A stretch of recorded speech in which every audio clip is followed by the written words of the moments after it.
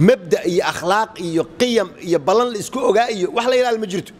mahma waxay noo soo dhajiyeen la dhaho siyaasaddu dana joogta ay leedahay ma ogiye saaxiib joogta ama leh macnaheedu marka maxay tahay meeshii dantaadu ay ka gasho ilaahumay gaalnimo ka gasho day rabto waa ka daba galay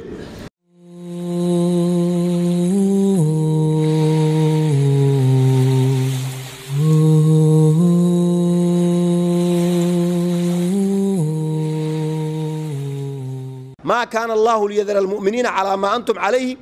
حتى يميز الخبيث من الطيب إلا لك لبحو مؤمنين أنهي ليسكو دين مايو والإسلبايا markii la isdhibo qaar dad kamid way adkeysanayaan qaarna ma adkeysan karayaan kuwa adkeysan way maxaa ku dhacay ay u dhaceen dhowr arrimood waxa kaga dhacay khalal wuxuu ka galay ama waxaan fiicnayn wax mabaadi ama qiyam wax la yiraahdo qofku waxa uu rumaysan yahay ayaa ku yaraaday oo waxa iska dhax galay qofka inuu mabda lahaado oo mabdiisa uu dhinto iyo inuu maslaxadiisa daba socdo labadaas keeba horeeya dadka oo wanaagsan oo ahlu khayrka ah masaalixda yar ee adduunyo waxay ka hormarinayaan oo ka qiimo badan mabaadiida iyo waxay rumaysan yihiin dadka qaarna wuxuu ku leeyahay war mabda maxaa iga galay markaas hadda Soomaalidan waxay noo soo sameeyeen gaar ahaan siyaasadda markii laga hadlayo waxay dheen mabda iyo akhlaaq iyo qiyam iyo balan la isku ogaa iyo wax la ilaal ma jirto mahma waxay noo soo dhajiyeen la dhaho siyaasaddu dana joogta ay leedahay ma ogiye saaxiib joogta ama leh macnaheedu marka maxay tahay meeshii dantaadu ay ka gasho ilaahumay gaalnimo ka gasho day rabto waa ka daba galay markaas waxaan siyaasaddu dana joogta ayay leedahay laakiin saaxiibtinimo joogta male quraankeena arintaas muxuu ka yiri quraanku wuxuu noo soo qaatay laba reer ayaa waxaa jirtay heshiis la galaaya qola kale heshiis la galaysa waxay leeyahay heshiis aan nahay inaan heshiiskaas ahaanaan heshiis ku nahay qoladaas kuwa kamid ah labadii qabiil heshiiska galay mid kamid ah yaa waxay arkaysaa kuwa heshiiska hadda ay kula jirto kuwa uga nacfiroon oo danteeda ay ka helayso markaas waxay sameynayaan kuwii ay hore heshiiska ula ahaayeen heshiiskay uga baxayaan waxay leeyihiin naga raali ahaada heshiiskii waan idinka baxnay oo maxaad nooga baxayseen heshiiskii waxaan helnay kuwa oo idinka badan oo danta aan ka helayno ay ka badan tahay danta idinka aan ka helayno taas fiir markuu akhlaaq ma taas maxay noqotay waa dad aan mabaadi lahayn quraanku muxuu arintaas ka yiri wala tattakhidhu aymanakum dakhalan baynakum heshiisyada aad gasheen iyo dhaaraha aad ku adkayseen khiyaano dhexdiina aad ku khiyaantaan ha ka dhigina oo sababta aad u yeelaysaan ay tahay an takuna ummatun hiya arba min ummatin inay ummadi ka badan tahay ummadda kale oo kolba meeshii badan ee nacfigu uu ku badan yahay intaan ku jira waa balantii aad ku jirtay mabda ahid aaway mabda iyo saaxiib joogta xagee lagu arkay meeshay maanta ka qoyan tahay halkana maanta ayaan ahay mabda male marka taas maxay keenaysaa dadka aan muslimka ahayn markay arkaan dadka saa u dhaqmaaya inay dadka kala dhahaan war dadkan aan qiyam iyo akhlaaq bi ilaalinaynin ee hadba meeshii maanta ay ka qoyan tahay iska aadaya oo meel loogu soo hagaagaba aan lahayn war kuwani maxay ahayn diinta ay haystaan maxay tahay sabab waxay u noqonayaan dadka saas yeelaya dadku inay diinta ka istaagaan saas ilaahay wuxuu yiraahdaa saas yeeshaan waxa dhacaysa fatazilla qadamun ba'da thubutiha wa tadhuqu as-su'a bima sadattum an sabilillah yani luga ayaa simbiraxanaya oo diinta ka joogsanaya idinkana cadaab ayaa la dhinsiinaya sababtuna ay tahay bima sadattum an sabilillah jidka ilaahay baa dadka ka celisay aayadu ma soo sheegin dadkan oo dhahayaan diinta yaan la soo gelin mayna dhin afka kamayna dhin laakiin dhaqan xumidooda halkan ay ka bisishahayda mabda la'aanta ayaa waxay noqotay diintii ay matalayeen inay u soo jiidaan dhalin la yiraahdo war kuwan kuwa la aamini karaba ma marka saa yeelina marka qofka muslimka waxa la rabaa mabda in loogu soo hagaago hadii gaalada heshiis la galo ilaa ayagu ay ka baxaan loogama baxo oo ilaahay wuxuu yiri famastaqamu lakum fastaqimu lahum inta ay ilaalinayaan idinku ilaaliya marna yayna noqonin xaqiina in la idinka tuumo inaydan balanta ilaalinayn qiyam iyo akhlaaq ayaan leenahay marka dadka qaarkiis oo masaalixda kali ay wax u yihiin oo mabaadida ka tanaasulaya halkaas ay ku dhaceen waxaan soo qaadan tusaale fircoon nimankii u tartamay ee saaxiriinta ahaa markay u imaanayeen waxay ka fikirayeen maxaad na siinaysaa haddaan muuse ka adkaano abaal ayna lana la ajran xoolo ma na siinaysaa markaas wuxuu ku yiri nacam ha wa innakum idan la min al muqarrabin xoolo iska dhaafay wuxuu yiri wasiiraan ka wada dhigaya haddaad muuse meel saartaan la min almuqarrabiina kuwa ii soo dhow aniga ayaan idinka dhigayaa hadda dadkan fikirkooda muxuu yahay maxay rabaan in ama xoolo la siiyo ama jaga la siiyo fircoon agtiisa markaasaa sixir intay isku aadiyeen yaa waxoogaa baa u dhaqdhaqaaqay sixirkii ah markaasay dhaarteen waxayna ku dhaaranayaan fircoonka ay caabudayaan markaasa waxay dhaheen waqaaluu bicizzati fircawna innaa lanaxnu alghaalibuun fircoon sharaftiisaan ku dhaaranaye waan adkaanay halkaasay u joogtay waxoogaa bay arkeen nabi muuse unbaa ushiisii dhex dhigay meeshay sixirka ku sameeyeen wixii ay sameeyeen oo dhan ayay ushii nabi muuse ayaa liqday oo cuntay markay arkeen waxay ogaadeen nabi muuse arrinta uu la soo shirtegey ma aha sixirkooda oo kale ah ee waa mucjizo ilaahay uu soo dhiibay oo tusinaysa awoodda ilaahay ul intii dhulka la dhiga mas noqonaysa way rumeeyeen nabi muuse waxay dhaheen waxaan rumaynay aamanaa birabbi alcaalamiin rabbi muusa wa haaruun markay rumeeyeen fircoonkii haddaay ay la gorgortamayeen ay lahayn xoolo mana siinaysaa muuna dhihin xoolaha idinka goosanaya xoolo idin siin maaye wuu hadiday wuxuu ku yidhi wuu goodiyey anoon idin fasixin miyaad iska rumaynaysaan muuse waxaan samaynayaa lugihiinna iyo gacmihiinna ayaan isdhaaf u goynayaa waana idin soo laalaadinayaa waadna arkaysaa inta idinku dhacda maxay yidhahdeen ugu jawaabeen laa dayra dhib ma leh waan indilaya soo maa wax dhib oo ay leedahay ma jirto innaa ilaa rabbinaa munqalibuun ilaahay ayaan u tegayna xageedna geyna adiga qofka mogta intuu dilo meel cidlaa la aadi lahaa waxaa la yidhahaa waan khasaarnay laakiin maxaad naga qaadi dhehen marka fiiri subaxda gelinkooda hore waxay ahaayeen dad maslaxadoon ah aina lanaa la ajran ayay joogeen xoolo ma nala siinayaa ayay joogeen haddana ayagoo laleeyahay lug iyo gacana isdhaaf la idiin goynayaa haddii kale ka soo noqdan waxaan aad rumayseen yaa waxay leeyihin haba ka yaabin lan nu'thiraka calaa maa jaa'ana min albayinaati waaladii fadaranaa faqdi maa anta qaadin inamaa taqdii hadihi alxayaata addunya inaa aamanaa birabbina liyaqfira lanaa khadaayaana maxaad naga qaadaysaa marka dadkaas maxay qaateen mabaadi'da ay rumaysan yihiin ayaa waxay ka hormariyeen dana iyo masaalix marka qofka muuminka waxaa laga rabaa inuu sidaas noqdo oo haddii loo goodiyo loo cagajugleeyo inuu yidhaahdo raalliga ahow mabda'ayga kuma doorsanaayo dana yarood isiinaysa waxaa kaloo dadka qaarkii ay kaga dhacaan khalal ama waxyaaba aan fiicnayn qofka madluumka in la garab istaago waa waajib yani madluumka waa in la garab istaago daalimkana waa in la diido la yidhahdo war daalimaa tahay naga joog taas dadka qaarkiis ma yeelaayaan oo waataan soo qaadan tusaale xamza bin cabdilmutalib wuxuu ku soo islaamay abujahla nabiga caayay nabiguna muuna jawaabin gabaraa u sheegto waxay tihi nabiga waa la caayay asna muuna u jawaabin intuu qaansadiisii qaatay oo abujahl u tago madaxa ku dhuftay oo u daqray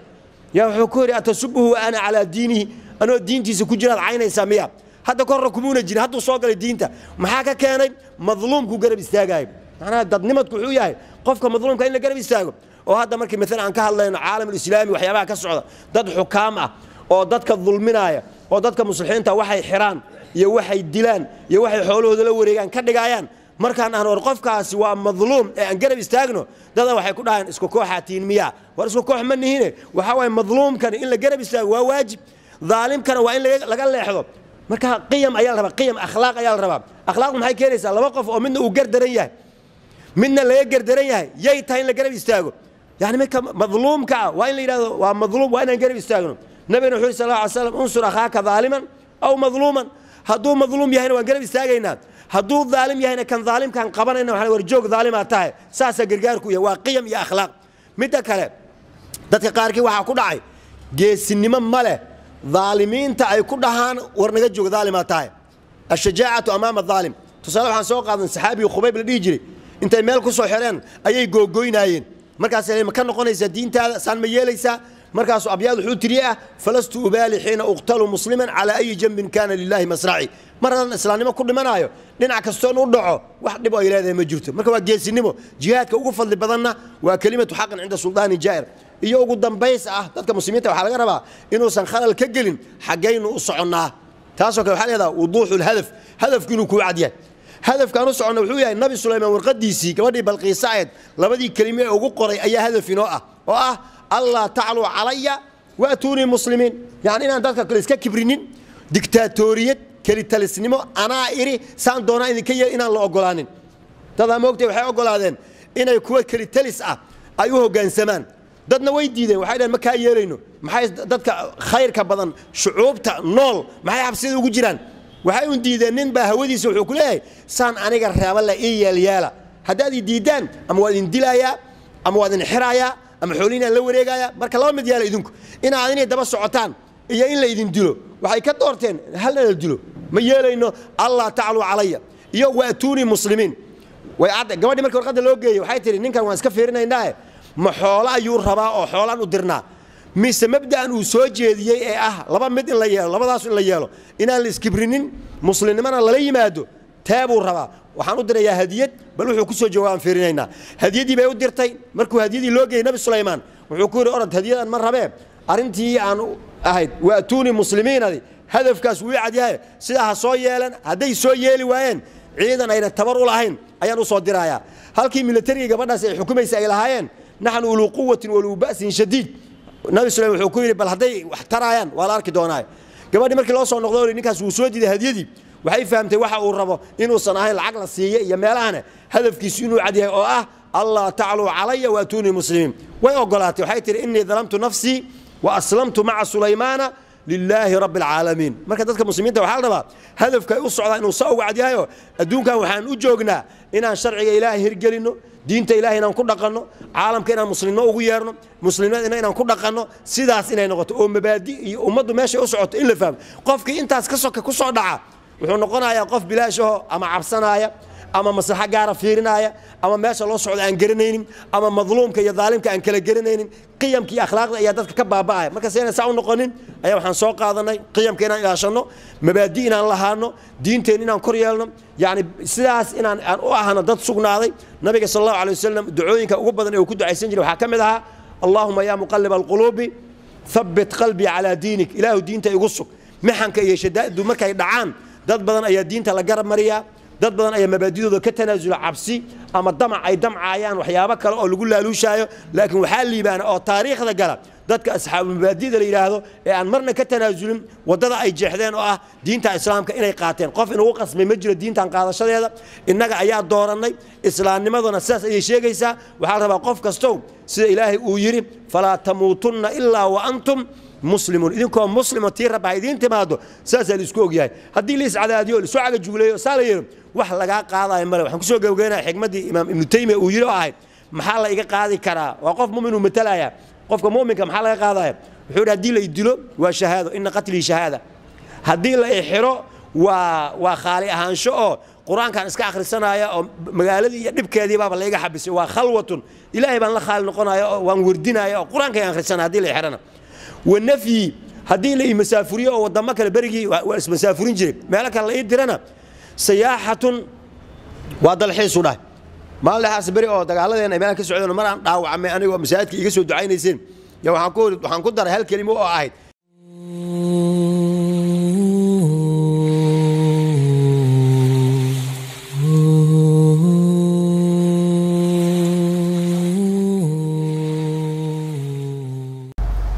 بسم الله الرحمن الرحيم الحمد لله والصلاة والسلام على رسول الله وعلى آله وصحبه أجمعين أيضا لوجه أهمية أولياء هي برنامجك بولشة كحريرته السوشيال ميديا يعرفها كسابسا وحلقا عصري عن نقضي على درنتي أديات سامين أولى أيها وحن بولشة الصوماليات ملك الدون كجوجان أنا لو ذاقينا إن أفرني بيج كفران مقعيقة أو لينها بيج كأشي عبد الحي أو يوتيوب كاس oo la soo gelin doono barnaamijyada aan ugu talagalay in bulshada lagu wacyi oo ay kamid tahay khudbada jumcada ee isbuuciiba mar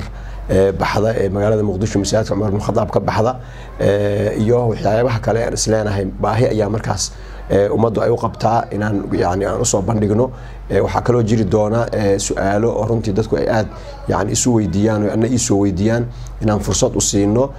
Facebook inaan isbuuciiba mar aan ku soo bandhigno mowduucyo markaas aan isleenahay muhiim ay bulshada u yihiin ayagoo wixii su'aalo ay qabaan ay halkaas ku soo qori doonaan kadibna aan jawaabta usoo dhigi doono page-ka YouTube-ka aan ku leeyahay page-ka Sheikh Abdul Hayy marka dadweynaha Soomaaliyeed meel kasta ay joogaan waxaan leeyahay waad mahadsantihiin sida aad uga qayb qaadataan wacyigelinta bulshada kolba barnaamijka qiimo leh meelahaas lagu soo bandhigo aad marka aad uga sii qayb qaadataan iyo dareenka runtii wacyiga sareeya aad yani kaga falcelisaan hadba markii duruufta iyo mowduucyada halkaas ka jira la maraayo marka waxaan leeyahay ku soo dhawaada page-kaas insha Allah ta'ala waxaan rajaynaynaa duruus laga faa'iideysto iyo macluumaad muhiim u ah nolosha dadka isla markaasna diinteena islaamka iyo faafinteedana qayb weyn ka qaadan doona inaad halkaas ka heli doontaan marka saa ula socda waa mahadsantiin wasalaamu calaykum waraxmatullaahi wabarakaatuh